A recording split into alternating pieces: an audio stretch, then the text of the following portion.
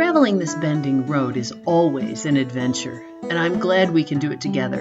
It's easier together because no matter where we go in life, two things are for certain. One, you will eventually come to a bend in your road, and two, God will always see you through. Don't forget to hit the thumbs up button and click the subscribe button so that you know when I upload my next video. In this way, we travel together and we encourage each other along the way. Hey, welcome to the Bending Road. So glad you could be here today. Boy, it's a cool fall day out there. Today, when I'm recording this, hopefully by Friday when you see this, it will be a little bit warmer. I don't know that I'm ready for the cold weather yet. I don't know. How about you? Do you like that cold weather? I'll admit, I'm kind of like that. I like that 85, 90 degree weather in the summer, but boy, I like the low 70s in the fall and the bright sunshine in the fall. And I like a few snowy days around Christmas, but that's about it. So you know what's coming in 11 days, if my math is right. We are going to have our presidential election, that which we've been preparing for what? Year and a half, 2 years? I don't know. It seems like I've been listening to ad campaigns forever. And it just feels like every time I turn on the TV, somebody's being nasty to somebody and saying, well, this one said that. No, they said this. And I talked about lies and integrity a couple of weeks ago. And boy, it's so important. And you just find it hard to even watch TV anymore or watch the news without somebody saying something about somebody. But anyway, so the presidential election is coming up, and one of the big questions is, why should I vote? Does it make any difference? And I think we have to vote. I think we are called by God to make the world in which we live a good place. We are called to make the world in which we live to be at peace, to pray for the peace of the area, to get involved. We have an opportunity to let our voices be heard. Whether or not we are seeking Christian nationalism, and if you define that as, everybody in the country must be Christian and everything should be Christian. I'm not saying that. Everybody has a choice to make for Christ or not. And but I want my government run according to biblical morals, to those morals that God has put in each one of us with his image. And so now this time we have two presidential candidates, and I will agree with, I suspect, the bulk of you that, maybe one, I don't much like the personality, and the other, I don't like other things, and other, I don't like a policy issue. But we have to pick, because this is what we're given. And generally, if you pick the underdog, the one we're not hearing about, then it only takes votes away from the one. So who knows? But we need to decide who we're going to vote for, and get out there and vote. Absolutely. First of all, because freedom isn't normal. There are places in this world that do not have freedom to get out and vote, and they are given a dictator or whatever president, whatever you've got, and that's who they live with. They don't have a choice. We have a choice, and we need to use that choice wisely. We need to use that choice for God. Who is God telling us to vote for?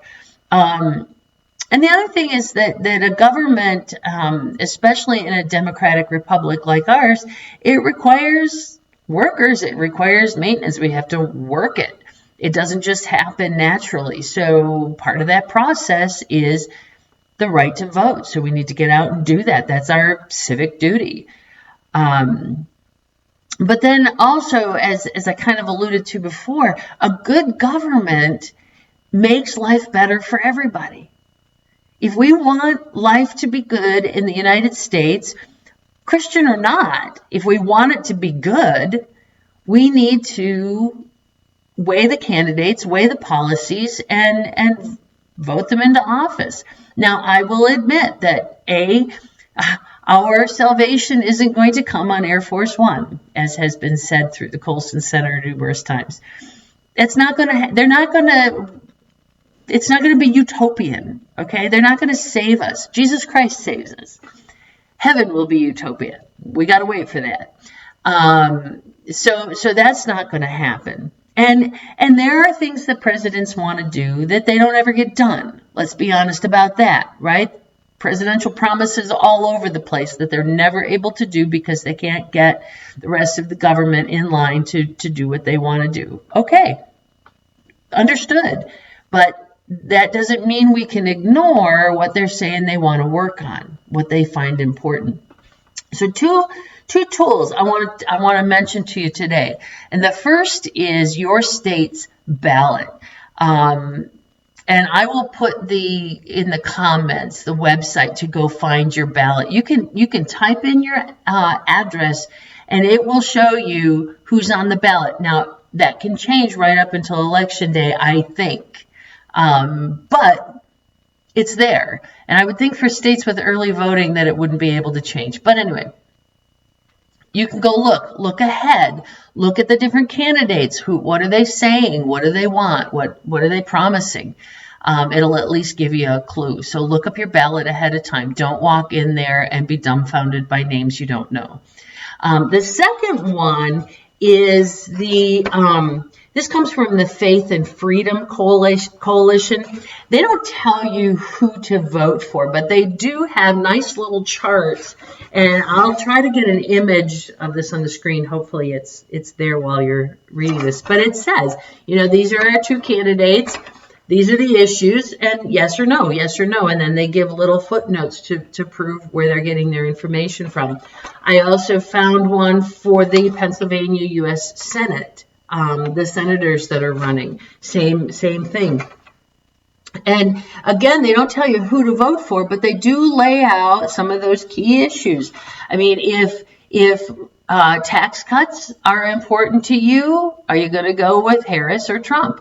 If the abortion on demand law, are you going to go with Harris or Trump? It talks about Medicare and the southern border wall, the Green New Deal, universal school choice. That's important to some people. The SAVE Act, or only allowing U.S. citizens to vote, is that important to you? Yes or no? And then boys competing in girls' sports, those sorts of things. If you're thinking the most important thing on the docket this time is the abortion law, okay. So do you know what the two candidates are saying? Do you know what they're saying about the border wall? So you can go and check that out, and that's really good. And I'll put that website down in the comments as well. I'm not telling you who to vote for. I know what things are important to me. They're not even questionable. I know exactly what policies I'm voting for. I'm not really voting for a particular candidate as much as it is I'm voting for what they've said about certain issues. That's what's important to me. So I encourage you to do that. If you are really struggling and you want more information about not how to vote, but why you should vote, or, well, I don't like either candidate, so who cares? I'm not going to vote for either one of them, or that sort of thing. Does our vote count? Does it really matter? I would encourage you to go to YouTube and look for What Would You Say? There's a whole bank of videos called What Would You Say? And in there, if you go to their playlist, it has a section on government. And all of these things about why we should vote, why we should get out and do this, why it's important, and so forth. Excellent. I think they're excellent done videos. They give 3 points and for each video, and some of them may have 4. I don't know. But really important. I just so want to encourage you. We have about a week left, and you need to be ready. You need to be ready. Are you ready to vote? Are you ready to go out there and choose the candidates?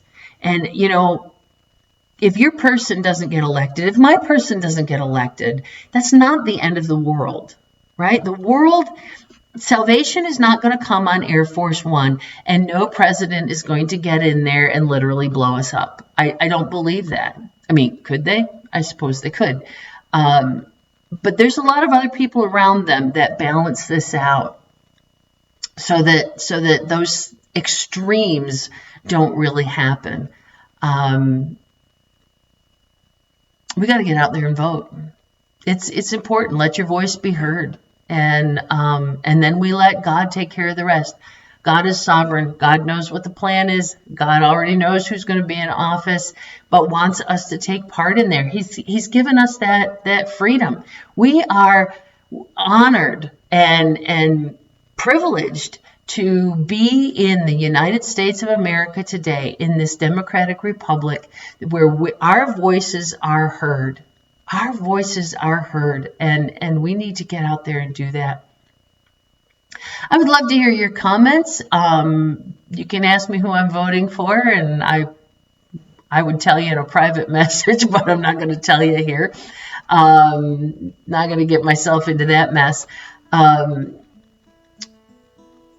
But I think the reason I am confident in who I'm voting for is because I've done the research. Because I've listened, because I've paid attention, I've done some reading, I've tried to read from both sides. It's important. You got what did I say, 10 days, 11 days? Do it. Find out who you need to vote for. Pray. We need to be in prayer. Lord, I pray right now that every person who hears this and beyond does the research and then gets out and votes. That every person who says that Jesus is Lord will get out there and show that Jesus is Lord by voting the way that they feel that Jesus is calling them to vote.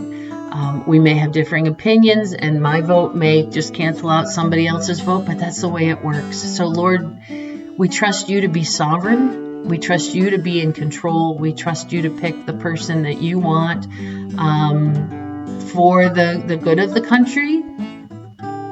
Maybe that means things are going to get harder, because sometimes for the good, some bad things have to happen in order to teach us what we need to learn. Or maybe we've been in a time of testing, and now it's time for a change. I don't know. I don't know what God's plan is. But Lord, I pray that your will be done. May your will be done on earth as it is in heaven. And either in this vote or in spite of this vote. All right. Well, that's kind of my PSA for election season. I think it's really important as Christians to get out and vote. It's not about making everybody Christian, but it's about living into those inherent morals that we know God has put in our hearts, and we need to proclaim them. We need to make them part of our country. All right, enough said. I hope you have a great day, and we will see you next week along the Bending Road. Thank you for watching. And thank you for working together along this journey. Connect with me on social media or on my website at bendingroad.weebly.com. Let me know how I can pray for you as you navigate the bend in your road. I pray that when you see the bend in your road, you will not be afraid, but will take the hand of God and keep walking. You are not alone.